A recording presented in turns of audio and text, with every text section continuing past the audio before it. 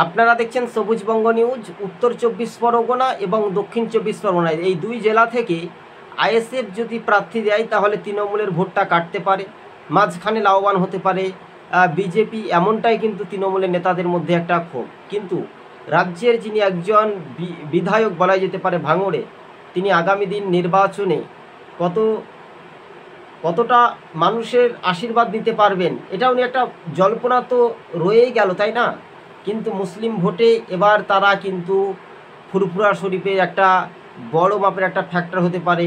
সংখ্যালঘু ভোট কি আইএসএফ বা সিপিএম, আইএসএফ সিপিএম জোটের দিকে যাবে? আসলে কিন্তু তা নয়, রাজ্যের শাসক দলের দিকে কিন্তু মুখ ঘুরে যেতে পারে 180 ডিগ্রি, এমনটাই বলানো হচ্ছে। তবে যেখানে 31 আর 33 এই দুই জেলার যে বিধানসভার আসন সংখ্যার দিক থেকে যদি তুলে ধরি, তাহলেও আইএসএফের কতটা অস্তিত্ব থাকতে পারে বা বামেদের, সেটাও নিয়ে একটা জল্পনা তুঙ্গে। তবে সংখ্যালঘু ভোট কাটতে পারে আইএসএফ, এমনটাই সূত্র মারফত খবর। সম্ভবত লাভবান হতে পারে বিজেপি অথবা তৃণমূল, এটাই বলছে সার্ভে রিপোর্ট। ধন্যবাদ।